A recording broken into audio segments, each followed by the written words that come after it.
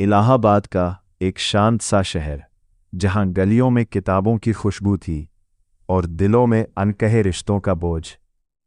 वही रहता था चंदर, एक होनहार छात्र जो अपने गुरु डॉक्टर शुक्ला के बहुत करीब था।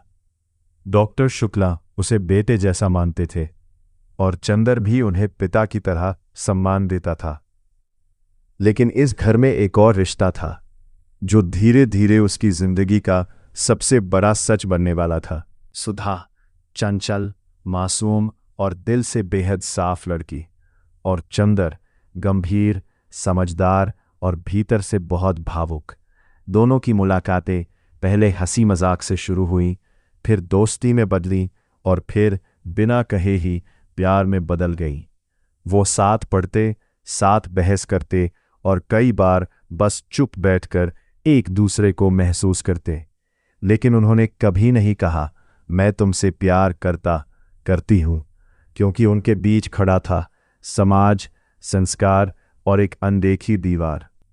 चंद्र हमेशा खुद को समझाता, सुधा मेरे गुरु की बेटी है, मैं ये रिश्ता कैसे बदल सकता हूं। वो अपने दिल को दबाता गया और सुधा, वो चंद्र की हर बात को सच मानती गई। एक दिन डॉक्टर शुक्ला ने सुधा की शादी की बात छेड़ी, और सबसे बड़ी विडंबना ये थी, चंद्र ने खुद उस शादी के लिए हां कर दी।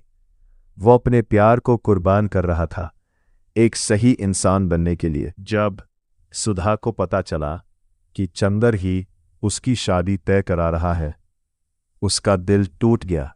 उसने एक बार भी नहीं पूछा क्यों, क्योंकि उसे भरोसा था, अगर चंद्र ये कर रहा है तो शायद यही सही है।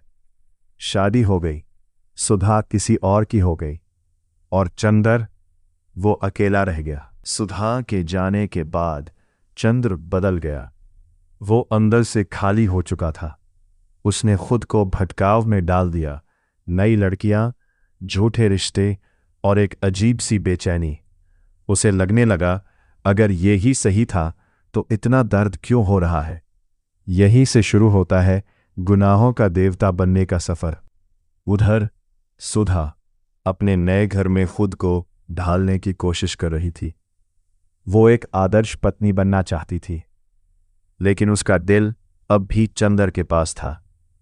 वो हर दिन खुद से लड़ती, हर दिन मुस्कुराने की कोशिश करती, लेकिन अंदर से टूटती जा रही थी। समय बीतता गया। एक दिन खबर आई, सुधा बीमार है। चंदर भागा उसे देखने। जब वो सुधा के सामने पहुंचा, दोनों कुछ देर तक बस एक दूसरे को देखते रहे।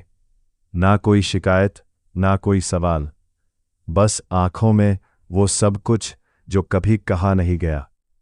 सुधा ने धीमे से कहा, चंदर, अगर तुम कहते तो मैं सब छोड़ देती। ये सुनकर चंदर टूट गया, लेकिन अब बहुत देर हो चुकी थी। कुछ समय बाद सुधा इस दुनिया से चली गई और चंद्र के पास बचा सिर्फ पछतावा और एक सवाल, क्या सही करना सही में सही था?